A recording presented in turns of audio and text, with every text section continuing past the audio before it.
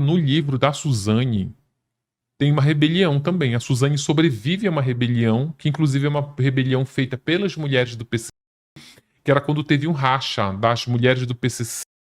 Teve um racha, elas criaram o TCC, que eram rivais dentro da penitenciária feminina da capital. Então era racha de mulheres. E aí, uma as mulheres do PCC, eles organizam uma rebelião e elas articulam pegar a Suzane de refém. Dizendo, olha, se a gente pegar, não era matar, pegar a Suzane de refém, que aí quando a gente pegando a Suzane de refém, que era uma presa notória, a gente vai ganhar visibilidade. Inclusive também a Suzane ainda não tinha sido julgada, ela estava a caminho do julgamento. A gente vai ter visibilidade se a gente colocar a Suzane de refém. E a Suzane tinha feito conchavo com o médico da cadeia, que ela estava inclusive chavecando esse médico. O médico da cadeia descobre muito antes, 3, 4, 5 dias antes que ia ter essa rebelião, que a Suzane ia ser capturada como refém, e o médico diz assim, olha, vai ter uma rebelião, eles vão te pegar, mas eu vou te proteger, vou te guardar dentro desse armário. Quando tem rebelião na cadeia, os funcionários da penitenciária, eles são os primeiros a saber. Eles ficam sabendo, tem um buchicho. Inclusive, quando vai ter uma rebelião, a quem está organizando essa rebelião tem os seus preferidos, os seus policiais penais preferidos, os funcionários preferidos, o médico. E médico, eles avisam, ó, cara, médico, se tem alguém que a gente tem que proteger, são os médicos que cuidam da gente aqui dentro. E aí eles já vão, olha, no caso da Suzane, as mulheres do PCC que gostavam, o médico chegava a ser uma unanimidade entre as duas facções lá dentro, elas dizem, olha, no dia tal não vem trabalhar. E aí, por quê? Porque vai ter uma rebelião. E aí ele aproveita e diz, olha, no dia tal eu não venho trabalhar, mas eu vou deixar esse armário blindado aberto. Você entra, que a outra... Era o armário onde guardava instrumentos cortantes, seringa, bisturi, que eles faziam pequenos procedimentos. E como aquilo era um presídio, tinha que ficar num armário blindado. E aí ele fala, eu vou deixar o armário blindado, e aí a outra policial penal vem aqui e vai te trancar aí dentro, um dia antes da rebelião. Ou seja, tem essa... Não é tão absurdo assim eles ficarem sabendo antes. Sim. Mas pro público, né, pensa que você tem informação, dá pra evitar. E aí, como eu disse, né, várias informações. Primeiro que... Mas, gente, uma rebelião do PCC, quem que vai? Imagina. Tu sabe que uma época eu tava fazendo um perfil de uma mulher do PCC, quer dizer, ela nem é do PCC, ela é ligada a alguém do PCC. E aí eu fui nos delegados, os delegados ficavam assim, sério, que nem a gente investiga essa mulher, porque tem tipo um pacto, mexa com a gente, mas não mexa com meus filhos, com a minha mulher, que não tem nada a ver com crime. Eles morrem de medo. O PCC, o Marcola tem uma condenação porque ter matado um juiz.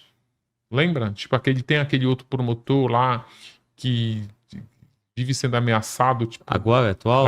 É o Lincoln, aqui. Lincoln, exatamente. Tipo, até os policiais, os promotores, os juízes, eles seguem umas regras impostas pelo PCC. Sim. Uma delas é isso, olha, minha mulher não pode aparecer, não pode ser citada, tipo, porque não tem... Isso mostra o poder da facção e não deveria ter, né? A influência e a força pelos órgãos de Estado, né? Sim. Polícia, Ministério Público e Judiciário. Mas, por exemplo, o abatimento da pena da Suzane, ela que é de quase 40 anos, é nesse total. Não é na data que ela... Não, eu entendi. É porque a pena é muito extensa, né? Só que o regime brasileiro, o cara acaba que não vai cumprir. Porque tem as progressões. Na visão da lei, né? Tem uma lei muito ultrapassada. É como se ele tivesse uma pena de perpétua, né? Porque ninguém vai viver 280 anos. Então ele ficaria até a morte, é como se fosse uma pena perpétua. Não que eu concorde, né? Mas por exemplo, assim, não é perpétua. A ideia é perpétua, mas não é perpétua. É perpétua porque ele vai morrer na cadeia, mas não é perpétua porque ela tem um fim. Agora, se ela é de 285 anos, sei lá, e uma pessoa morre com 90, 100, sei lá, mas aí, me desculpa, essa perpétua, entre aspas, é em função do crime que você cometeu. Mas aí é entendimento jurídico, né? Aí é o o moço da toga fazendo a mas olha, eu vou te dar um interpretação. exemplo. A Flor de Lis, ela tem 62 anos. Ela foi condenada a 50. Ela vai cumprir 30. 30. 60 mais 30, 62 mais 30, 92. 92. Ela vai sair com 92. Nesse nosso entendimento, isso é uma prisão perpétua. Né? No entendimento deles, no caso, né? Não, eu acho que é uma. Eu acho não que a prisão. Eu acho que a prisão. Pro conceito da palavra perpétua, que não tem fim. O que vai acontecer? Vai chegar. Bom, tudo que eu tô relatando aqui não é minha opinião, porque na minha opinião, se eu fosse o legislador dentro da. Né, colocando isso na formalidade, eu acho sim que caberia uma prisão perpétua, mas isso é cláusula pétrea na Constituição, só se mudar a Constituição, certo? Então tem que ter uma nova Constituinte, tudo isso, né? Então, assim, se atendo à legislação, aí você vai acontecer essas bizarrices aí. O Marcola, por exemplo, tem 350 anos de pena aproximadamente. Ele não vai ter 350 anos de vida. Então, se ele ficar buscando cumprir essa pena total, ele vai chegar à morte. E no final das contas, a pena foi perpétua pela morte, né? Agora, tem um outro instituto que vai prever a questão dos idosos, né? Do enfermo e etc, né? Então, quando o camarada a Flor de Lis estiver com 90 anos, não vai ter condições dela estar ali e acabam mudando o regime para uma domiciliar, porque o Estado não vai ter condições. Aí o advogado acaba conseguindo de uma certa forma. Uma mulher de 90, uma senhora idosa de 94 anos, 92 anos, sair da cadeia, passar 30 anos preso, sair da cadeia, tipo, é bem capaz até dela preferir ficar lá. Como, aliás, tem muitos, sabia? Porque lá tem assistência. Você citou uma coisa que chega... Quem fica sem família, sem perspectiva alguma, o cara não quer ir pra rua. Primeiro porque esse ambiente prisional, eles têm aquilo ali como uma sociedade própria, né? A sociedade deles é aquele ambiente prisional. Tanto é que os caras batem e voltam. E eles se sentem bem ali, né? Então, e na rua, tu citou o traficante, por exemplo, o traficante do Rio de Janeiro que tá ali dentro daquela favela. Aquilo ali pra ele é uma prisão. Cara, ele não sai daí. O primeiro exemplo, o maior exemplo pra voltar pro personagem é o Pedrinho Matador. O Pedrinho Matador, se tivesse preso, ele estaria vivo. Né? Mas ele saiu da cadeia, ele começou a enfrentar o tráfico de droga lá em Mogi das Cruzes. Tipo, o próprio Pedrinho Matador. Inclusive, o Pedrinho Matador, ele era considerado um preso institucionalizado na penitenciária, porque ele passou mais de 40 anos. A ida e vinda dele... Tem um outro lance também, que se eles cometerem novos crimes, aí vem uma condenação... Isso. Extrapola os 30. Aí ele sai e volta. Sai e volta. O que aconteceu com o Pedrinho Matador. Vence inclusive. Uma, mas o Pedrinho completou 30, saiu, passou 2 anos fora, mas aí, nesses 2 anos fora, que ele estava até morando em Balneário Camboriú, se eu não me engano, ele tinha uma condenação por vir de uma rebelião que ele participou, e aí veio a condenação dessa rebelião, e aí a polícia foi lá prender ele novamente por conta dessa nova sentença. Chegou lá e ele tava com uma arma. Uma arma irregular, uma arma mais, de novo... Porte ilegal de arma.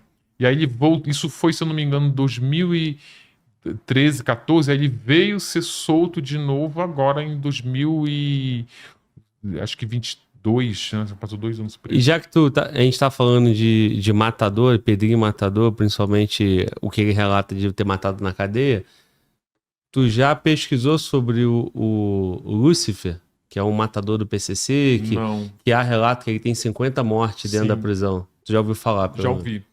Que é outro caso bizarro. O nome dele é Marco Paulo. Sim, ele tá meio... Agora com os TikTok da vida, né? Esses criminosos têm muitos fãs, né? Tem impressionante. Viral. E aí eles vão contando a história. Eu nunca pesquisei nada, mas eu vi dele ser a pessoa mais marcada pra morrer, né? Exatamente. Mas eu não sei até onde isso é uma lenda também que se cria. Tipo, eu perguntei para um amigo meu que é advogado de alguns criminosos que faz execução penal, que frequenta esses presídios, tipo, o cara nunca nem ouviu falar. Porque a história do Lúcifer é que lá atrás. Tem bastante fatos que você consegue comprovar se eu fizer uma pesquisa. Sim. Porque ele fundou uma facção, inclusive, né? O nome dessa facção é Serol Fininho. É um nome meio bizarro, né? Mas é isso, Serol Fininho. Ele era matador do PCC e ele se revolta contra o PCC porque o PCC perde a natureza, né, a razão de existir, que é o lema dele lá de paz, justiça, liberdade, contra a opressão do sistema, Sim. e vira uma facção de negócio criminoso, né, buscando lucro Virou uma empresa. no tráfico, exatamente. Virou. E aí ele matava por um ideal, né? Pro PCC, matava os inimigos, né? E ele se revolta, mas o cara é tão forte, né? E tão temido, né? Que nem o próprio PCC meteu a mão nele. É. E aí depois ele consegue uma legião de outros caras, né? Aderindo ao movimento dele. E aí tem essa facção. O Jabá vai saber também narrar bastante isso. O Jabá vinha aqui? Veio já. Já veio. Mas o Lúcifer, ele estava custodiado no Presídio Federal. Sim. Então, lá em São Paulo.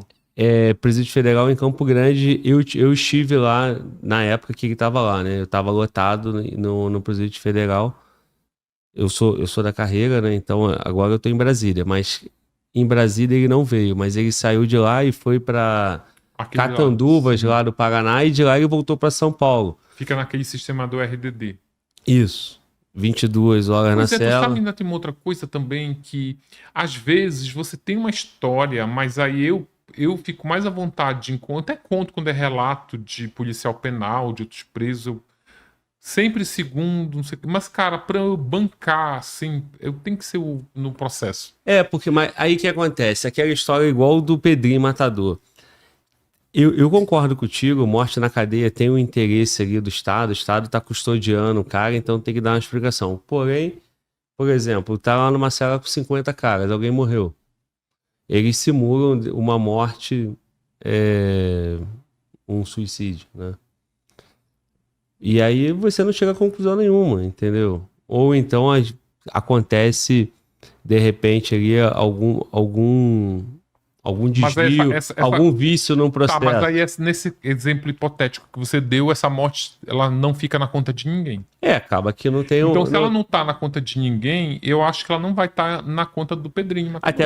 Sim, nesses casos, tanto o Pedrinho quanto o Lúcifer, eles têm o requinte de realmente, não é uma morte simulada, é uma morte com violência. Tá. Então ele vai fazer, né? Mas em que momento essa conta entra no histórico dele? Essa morte entra? Não?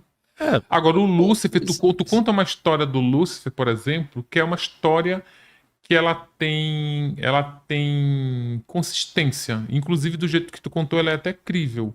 A forma como ele se rebela contra o PCC.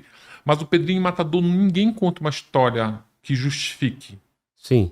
Porque, por exemplo, um policial penal me contou que o Pedrinho Matador matou um cara dentro da cadeia, que é dos que tá lá na conta dele, mas porque, tipo, esse cara, o Pedrinho Matador conta que é porque ele matou uma mulher. Ele matou a mulher dentro da cadeia, numa visita, porque ele descobriu que a mulher estava traindo ele. E aí o Pedrinho Matador, como não aceitava criminosos que matam mulheres, foi lá e matou o cara. Mas aí o policial penal falou, não, sabe por que ele matou esse cara?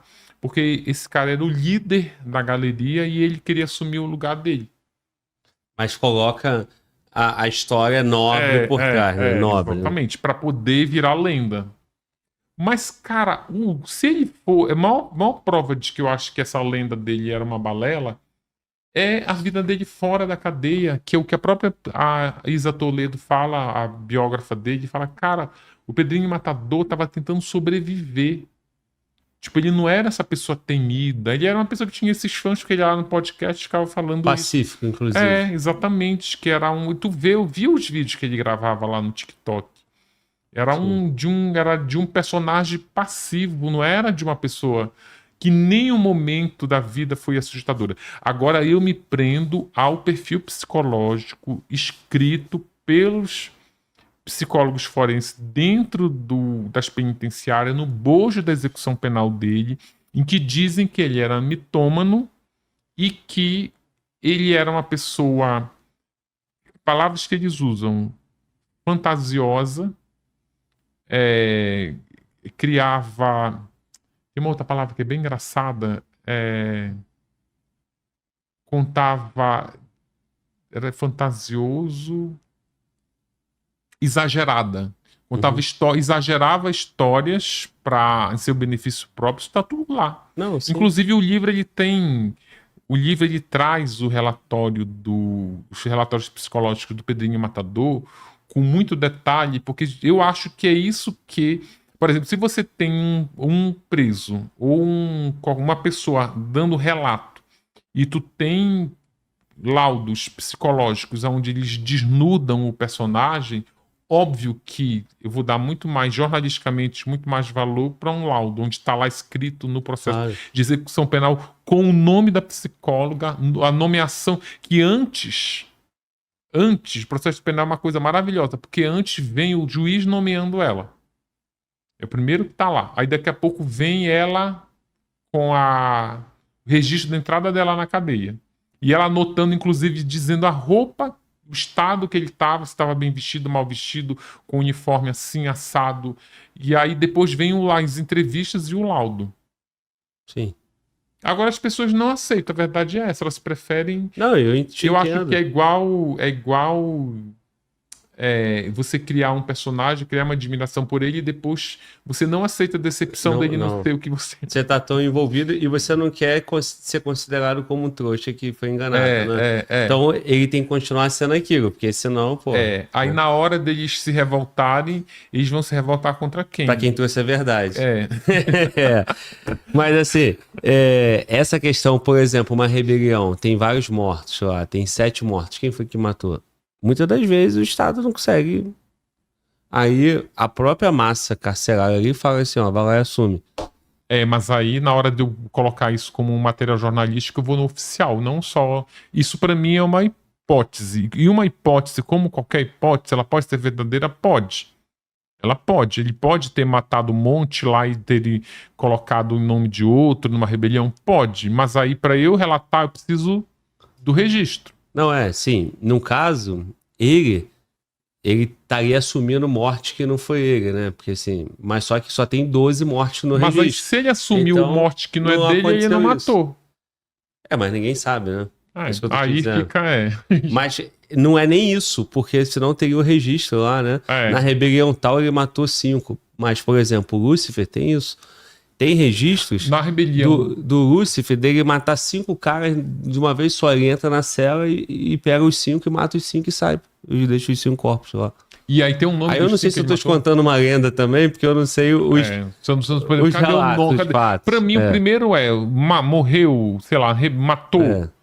Antes de dizer quem matou, me dá os atestados de óbito. Porque aí não vem me dizer que, a não ser que tu atestado e o inquérito, no caso. Não vem me dizer também que as mortes dentro da penitenciária é quase um roteiro de filme em que tem subregistro e morreu. Tem que ter, independentemente de quem matou ou se suicidou, teve uma morte dentro de um presídio, onde as pessoas estão custodiadas pelo Estado, você tem que ter impreterivelmente um atestado de óbito. Certo? Aí tu tem um atestado dessa rebelião, morreram 20, beleza. Me dá os 20 atestados de óbitos, que inclusive no inquérito que abriu, na investigação que abriu da rebelião.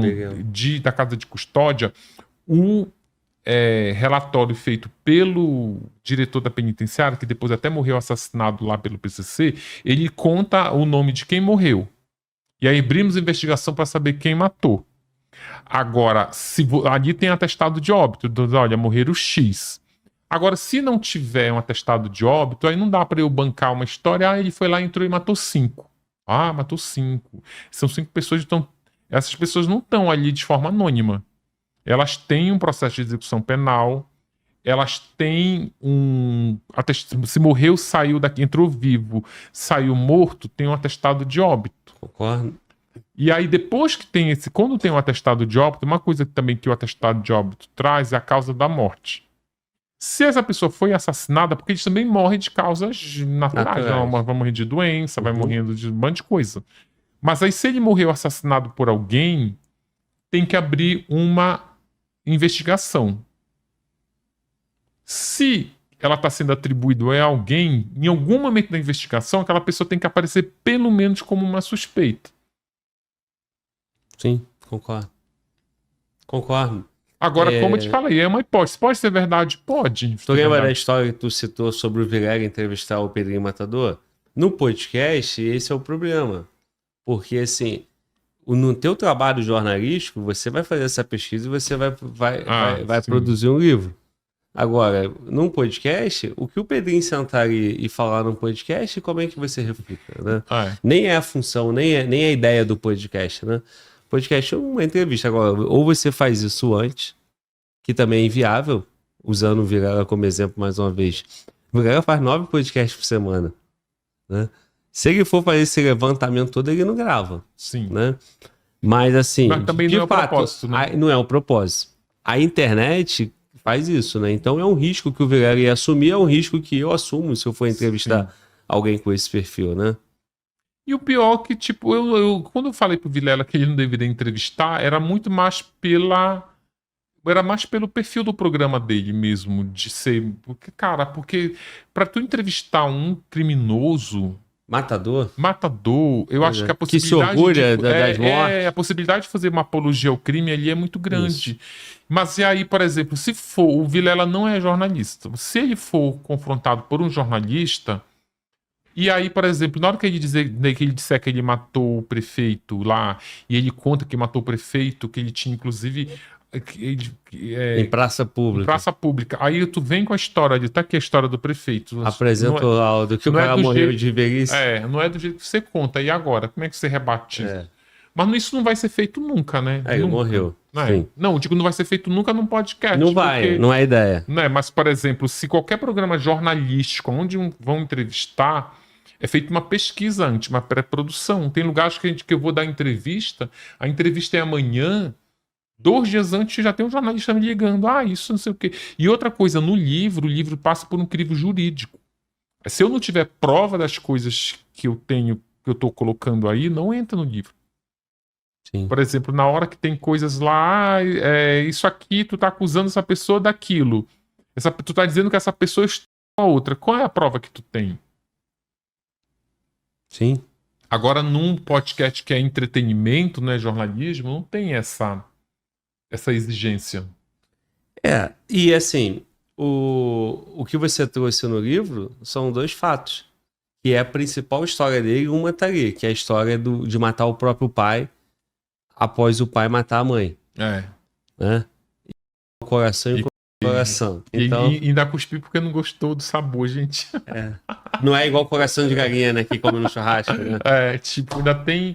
Eu acho que ainda tem esses elementos...